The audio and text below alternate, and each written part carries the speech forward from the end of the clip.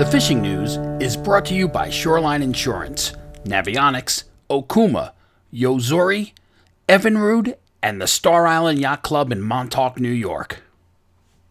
Back from Cape Cod, where I attempted to sight fish the flats of Brewster and hoping for the same success I had last year, but no such luck. I feel the excessive heat and the extremely warm water kept those bass off the flats. Ironically, this viral video was shot in the deeper water not far from where I was fishing. The August issue of the Fisherman magazine is out on newsstands now and on the way to you in the mail for you subscribers. Check out the article by Jamie Golding, Gearing Up for Albies, and Tony Salerno has an informative read on deep water fluke fishing. These stories and more are in the August edition of the Fisherman magazine. Now let's check in with News 12 meteorologist Rich Von Ohlen. Hey anglers, meteorologist Rich Von Ohlen here, News 12 Long Island Weather Center. Let's check the weekend forecast, final weekend of July, and it looks pretty good. I don't see any big problems here. 1 to 2 in the sound, 2 to 4 in the ocean. More of a south-southwesterly breeze. Doesn't look too terrible Saturday. I think Sunday's also okay. Start to get more of a 2 to 4 foot roll maybe coming in. A little more of that southerly breeze. So not the big chop, a little bit of a roll. 3 to 5 way offshore in the canyon. But I think this will be a pretty decent weekend. Not too hot, not too humid. There's Saturday again. See more of a south breeze, maybe 5, 10, 15 knots all day. It doesn't look like too much. Saturday evening, Saturday night, we don't see too much of a rise in the wind. Not too bad. Sunday should be good too. Light southwest. And overall, though, very nice, not nearly as hot as last weekend. Again, late in the day Sunday, you start to get a little onshore breeze. Other than that, though, we're looking pretty good. So, overall, good-looking weekend coming up. Enjoy the fishing. Good angling. Meteorologist Rich Von Ohlen, News 12 Long Island. Remember to visit News 12 before heading out on the water. The green flies are here, and so are the mosquitoes and no-see-ums. If you're looking for an all-natural solution to protect you from these pests, try Captain Ron's, made from pure plant extracts, so it smells great and it's safe too. This week, we start off with senior editor Fred Golofaro with a surf report. Hey, thanks, Tim. And yeah, that heat wave over the weekend certainly didn't do anything to help the surf fishing. Hearing very little about striped bass and bluefish again this week. Not surprised at that. We are hearing more about sharks, rays. A lot of guys are fluke fishing. There's some kingfish in the surf, and also some of the rock piles, inlet jetties. There's some triggerfish. If you're intent on catching some bass and blues, the best bet again this week is heading to Montauk.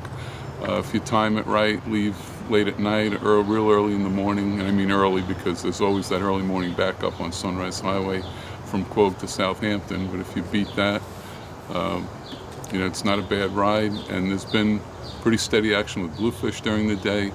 There's a few bass mixed in with them occasionally. There's at night there's bass, albeit small. Haven't heard of a decent fish in quite a while coming from there or anywhere else for that matter, except in boats. There are bluefish mixed with the bass at night, and the blues are running anywhere from 2 to 10 pounds, maybe even some a little bigger than that. All depends on the day and the tide. The daytime action has been on poppers, pencil poppers. At night it's needlefish and darters, and again, that's really the place to go. If you have some access up on the North Fork, that might be worth a shot. Water's still a little cooler up there, but Montauk has been the most consistent. On the access front, good news as far as Democrats concerned. That's still open front and back. Smith Point, still very limited access, no access to Burma Road or the inlet. We're hoping that's going to change soon. Good news about Cupsog, though, they did open that from the back road to the jetty, so you do have access to the inlet at Cupsog. And coming up on August 10th is the Libid Jamboree. That's a great event. It's really a lot of fun. It's at Heckscher State Park, Parking Field 8. That's Heckscher Park in Great River / East Islip on the South Shore. It's free for members and their families. Your dues must be up to date. If they're not, you can pay there at the Jamboree. If you want to sign up, become a member, you can do it there at the Jamboree and pay also. And I'd highly recommend, if you're not a member of LIBA, that you join. They're always at the forefront as far as beach access goes and fishing access. So, if you can't get involved in the meetings and writing letters, at least become a member and show them some support. The show kicks off 9:30. It runs right through the day into the evening, actually. Lunch is served at 12:30, and there's going to be live music for the first time in the evening. And I got word that some of the LIBA members are going to be performing that night. There's plenty of games, raffles, prizes all day, and it's just a really good time. You meet a lot of good people. I'll be there at least part of the day. So come on by, say hello, and join up, sign up, become a LIBA member. Till next week, Fred Golofaro here for thefisherman.com. Let's check in with a report from Montauk with Captain Tom Mikoleski of Grand Slam Charters. Thanks, Tim. Hi, this is Captain Tom Mikoleski, Grand Slam Charters Montauk. We're out here basically in a midsummer pattern once again. Just to look quick at my notes, we'll go back to Sunday. Sunday afternoon, we went out, we took fellow reporter Mike Dean out with his son and some other friends, and we caught a bunch of sea bass, 4 nice fluke to 7 pounds. Sunday night I went out and got some big striped bass for Keith and his crew. I have a picture of that I submitted. Monday was we tried for fluke, but we just got 1 and a bunch of sea bass. Fun time fishing out off the south side. Tuesday we got blown out, and then this morning we went out and got a bunch of nice sea bass again. A little cranky from the east wind still from yesterday. But for the most part, fish the south side, you hit the tide right, you'll do well with fluke. Other than that, you'll have porgies and sea bass as a backup. Striped bass are biting better at night, especially if you know how to work the tides and where the hot bite has been. Other than that, we'll talk to you next week and have fun fishing. From Shinnecock, we have Mike Dean. Thanks, Tim. Summer fishing continues to be pretty solid here around Shinnecock and Moriches. Fluke, sea bass, porgies. The sea bass really probably being the best fishing going on around the wrecks. Any of the party boats, Shinnecock, Star, Hampton Lady, just private boats. The wrecks east of Shinnecock seem to be bringing up a little better fish, but you know, try any of them, they have the numbers on. Back bays, we're seeing some snapper here, which is going to lead to some really good fluke fishing using those as bait. Also, the tuna bite's still going on. Weather was a little dicey this past week, a couple of random days, so not as many people got out, but if you have the chance, get out there. Made our way out of the area to Montauk for a fluke and sea bass trip with the kids on with Captain Tom on Grand Slam. Just unbelievable day. Great boat for family fishing. The fishing is awesome out there. We had action nonstop. Thanks for an awesome trip to Captain Tom. Really a great day. So I think the best bet this weekend, if you're unsure, just keep throwing the surface stuff at sunset, sunrise, and you know, don't be scared to try for a fluke out of the surf. A couple of guys have brought some up. Have a great time. Catch them up. From the Great South Bay, I chatted with Bob from Bob's Bait and Tackle in Amity Harbor. He said the best bet is blowfish on the north side of the bay. The key is small hooks and clam chum to keep them biting, and clam strips for bait.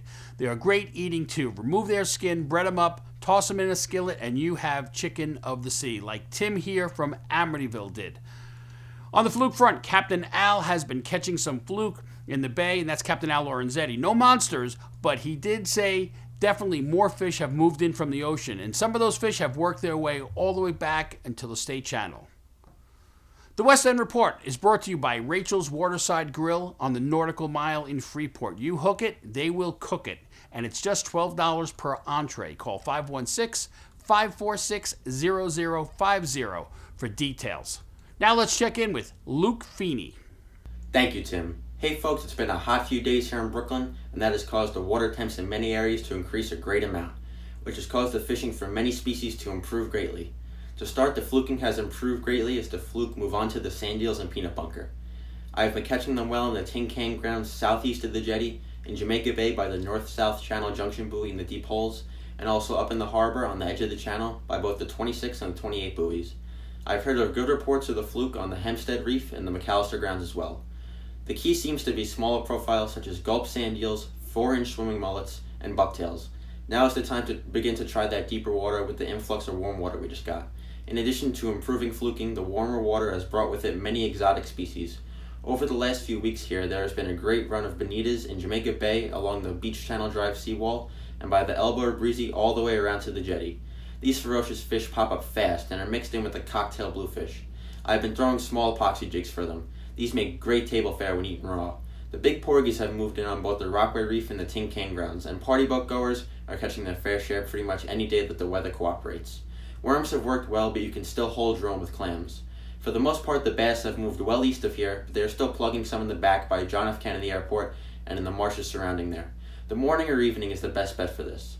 There has been a good amount of sugarfish being caught, mainly on the Rockaway Reef mixed in with the porgies and sea bass, but I have been catching some on the Manhattan Beach Reef on both crabs and clams.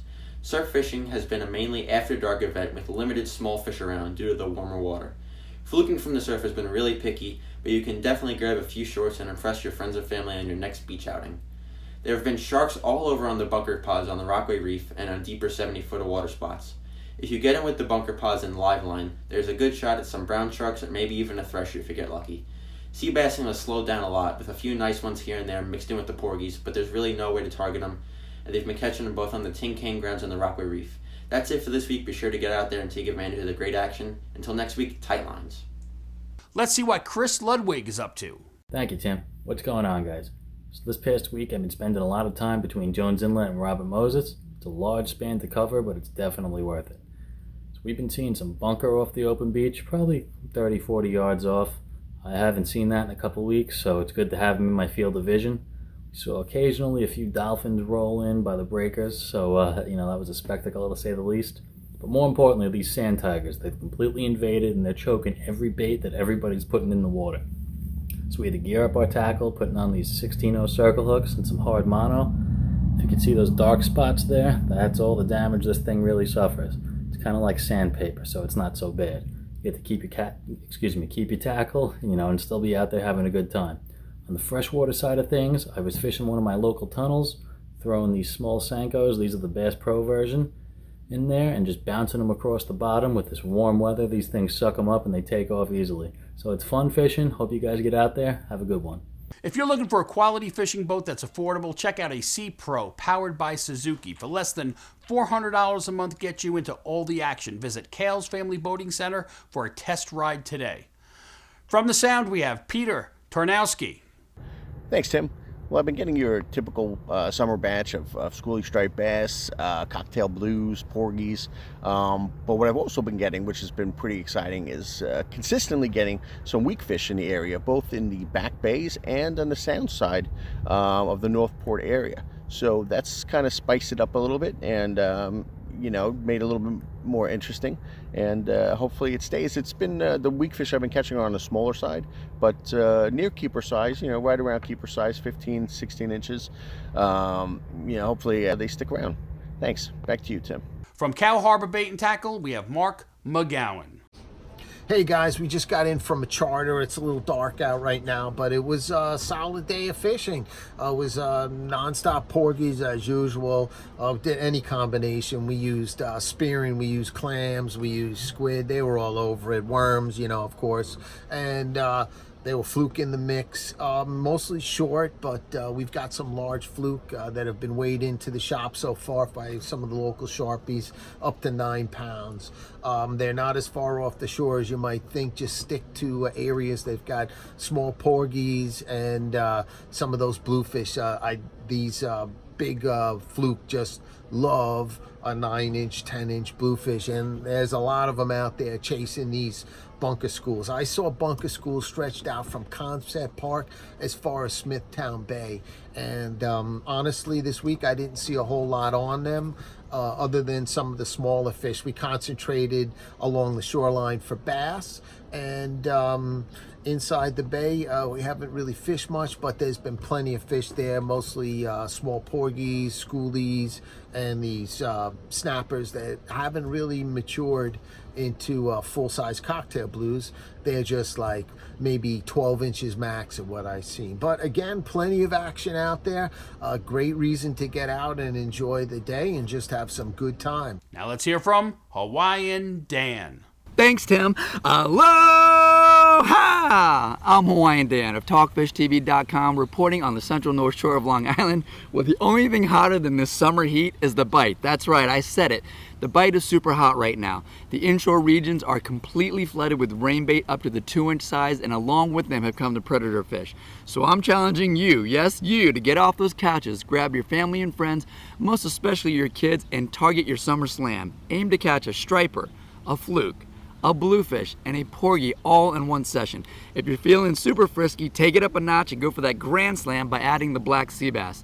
Now we're also flooded with cocktail blues. Simply grab something shiny. The 4-inch tsunami holographic black bat split tail works for me for just about everything. Get off those couches and get out there and fish. So until next week, this is your favorite man, Hawaiian Dan, reminding you to continue spreading that aloha spirit, and no matter where you are in the world, choose to live the island life. Aloha. Kenny Cannon, what have you been up to? Thanks, Tim. The Northport area is loaded up with bunker in the bay. Small bluefish pushing them up to the top of the surface with the occasional bass mixed in. Fluke fishing's been kind of slow. Porgy fishing is still red hot. For this weekend, I'm going to be focusing mainly on trying to find some keeper-sized fluke, maybe putting some porgy in the boat and working the beaches for the bass and the small bluefish. The bass that I've been catching are really small, 14, 15 inches, and the bluefish, I just got off my boat an hour ago. The bluefish are probably cocktail size. I mean, they're less than a pound, big snappers if you want to call them that. As far as the beach action goes, it's been pretty good. Problem is, though, is that most of the action that I've been seeing is in the Ashbroken area, and most people don't have access to that. So Hobart's has been okay. Near the Stacks has been okay. Crab Meadow has been hit or miss, but you can get some fish over there as well. So that's pretty much it for the Northport, Ashbroken, and Eaton's Neck area. Hope you guys have a great week, and we'll see you next week. Back to you, Tim. Now it's time for our fly reports. Thanks, Tim. Dave Yagerman, Paul McCain, and Brian Phelps from the Salty Fly Rodders here at the Coast Guard Station, west end of Jones Beach. We've got a club outing where we've got several, probably about 10 guys casting and fishing. Brian, why don't you say a few words? How's it going, Tim? Yeah, there's a lot of bait around, a lot of action to be had. Stingrays jumping around, stripers, blues, and sea robins. So get out here and bend a rod. Thank you. Paul? Oh, it's been a great day out here right now. We have action. Fish are fish. A tight line is a tight line, and it's been really terrific. And I'd like to thank Brian for coming out here and talking about all this good fishing that we have on Long Island. Last week, the Salty Fly Rodders had their trip down to the west end of Jones Beach, and we didn't have any stripers, a couple of bluefish bite-offs, and but we did catch a lot of sea robins and some small fluke.